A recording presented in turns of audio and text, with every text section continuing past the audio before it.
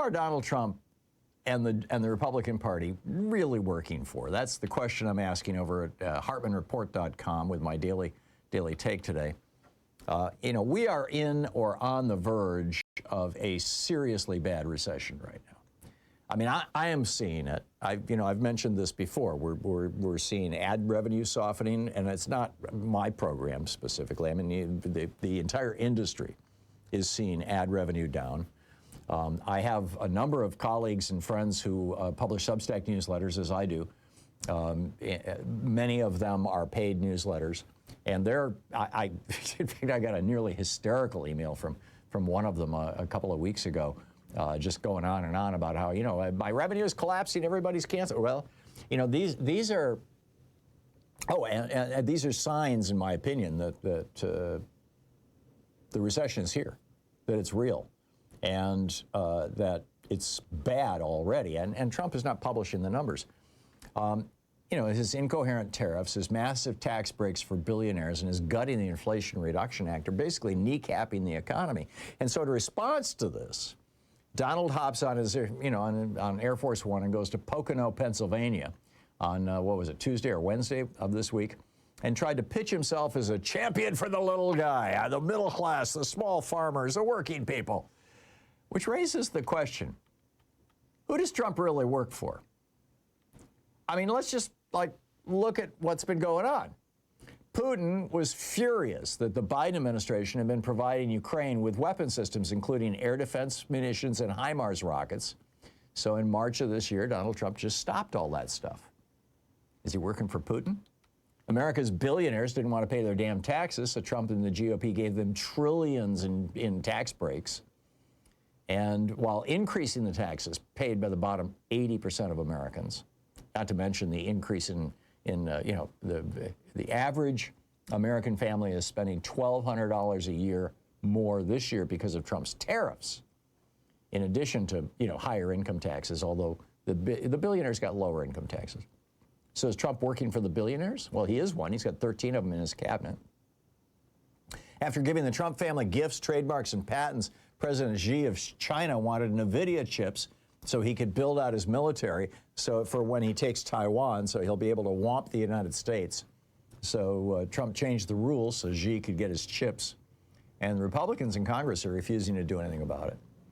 Both Putin and Xi were constantly irritated by the Voice of America, contradicting their lies and telling the truth and promoting democracy. Oh, my God.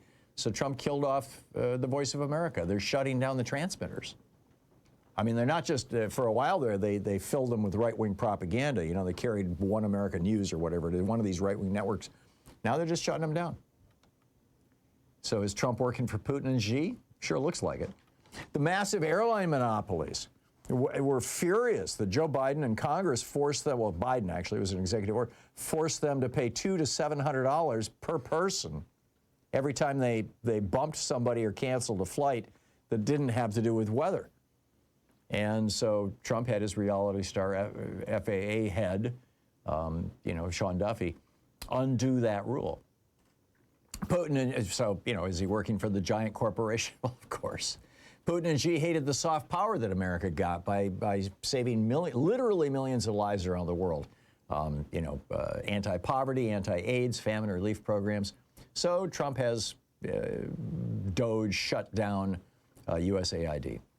The right-wing billionaires who don't believe they should have to pay taxes to subsidize the little people didn't want the Affordable Care Act subsidies extended. So Trump and little Mike Johnson, who called these subsidies a boondoggle, just said, yeah, okay, well, screw those people. We'll just save that money, and it'll be more for our tax cuts for billionaires.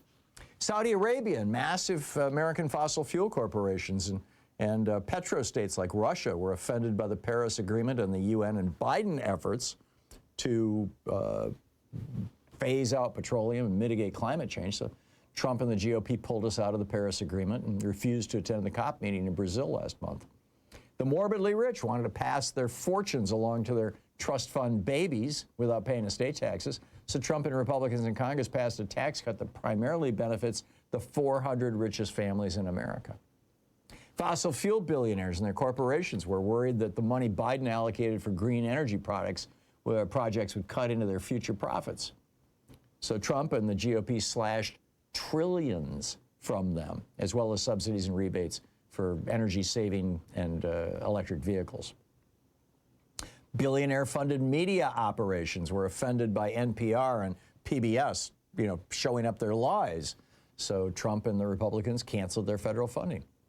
Billionaire Elon Musk was horrified that he was going to have to spend billions in fines for, basically criminal activity or something close to it, perhaps fraudulent activity and regulatory costs and fines.